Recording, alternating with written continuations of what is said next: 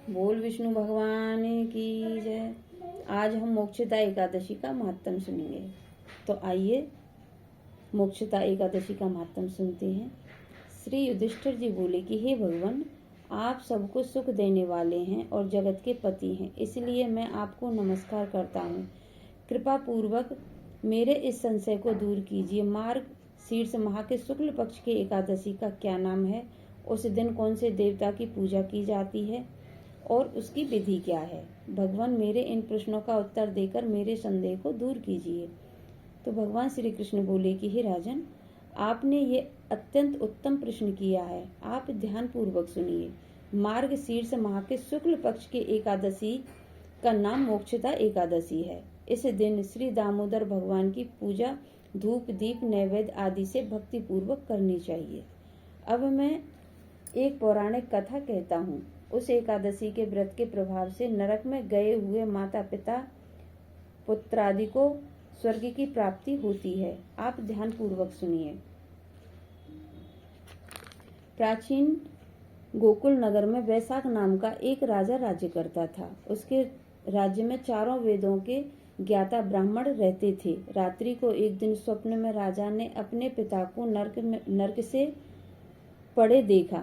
उसको स्वप्न का बड़ा आश्चर्य हुआ। प्रातःकाल होते ही वह ब्राह्मणों के सामने अपनी सब स्वप्न कथा कहने लगे। हे ब्राह्मणों, रात्रि को स्वप्न में मैंने अपने पिताजी को नरक में पड़ा देखा है। उन्होंने मुझसे कहा है कि हे पुत्र, अब मैं नरक भोग रहा हूँ, मेरी यहाँ से मुक्ति करो। अब मैं क्या करूँ, कहाँ जाऊँ? उस दुख के सामने मेरा यह शरीर कँप रहा है। आप लोग मुझे किसी प्रकार के तप दान आदि को बतावे जिससे मेरे पिताजी की मुक्ति हो सके। उस उत्तम पुत्र का जीना व्यर्थ है जो अपने पिता का उद्धार ना कर सके। राजा के ऐसे वचनों को सुनकर ब्राह्मण बोले कि हे राजन, यहाँ से करीब ही वर्तमान भूत भविष्य का ज्ञाता पर्वत नाम के एक ऋषि का आश्रम है। आप यह सब बातें उनसे जाकर पूछ लीजिए, वे आपको उसकी मुक्ति बता देंगे।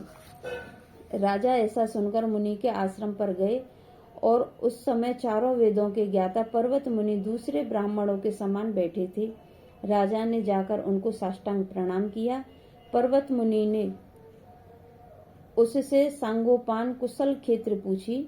तब राजा बोले कि हे देवर्षि, आपकी कृपा से मेरे राज्य में सब कुशल हैं, परंतु मेरे मन में अशांति है, उसका कुछ उपाय कीजिए। ऐसा सुनकर पर्वत मुनि ने एक मुहूर्त के लिए नेत्र बंद किए और भूत भविष्य को विचारने लगे। फिर बोले कि हे राजन, मैंने योग बल के द्वारा तुम्हारे पिता के समस्त कुकर्मों का ज्ञान प्राप्त कर लिया है।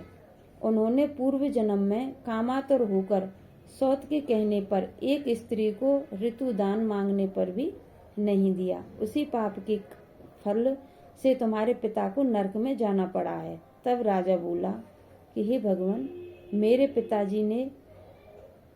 पिताजी के उद्धार हेतु आप कोई उपाय बतलाइए। तब पर्वत मुनि बोले कि हे राजन, मार्ग शीर्ष माह के शुक्ल पक्ष की एकादशी जो आती है, उस एकादशी को आप उपवास करें और पुण्य को अपने पिता को संकल्प कर छोड़ दें।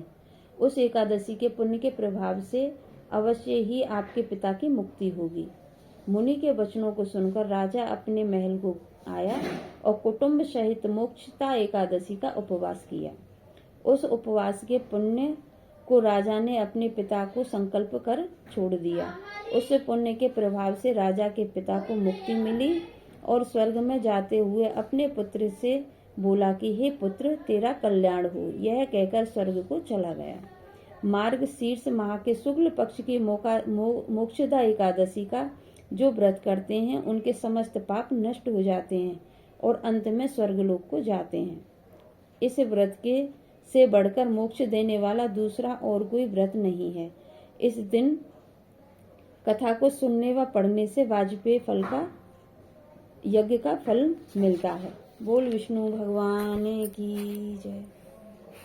श्रीमन्नारायण नारायण नारायण, श्रीमन्नारायण नारायण नारायण, लक्ष्मी नारायण नारायण नारायण, लक्ष्मी नारायण नारायण नारायण, श्रीमन नारायण नारायण नारायण, श्रीमन नारायण नारायण नारायण। बोल विष्णु भगवान की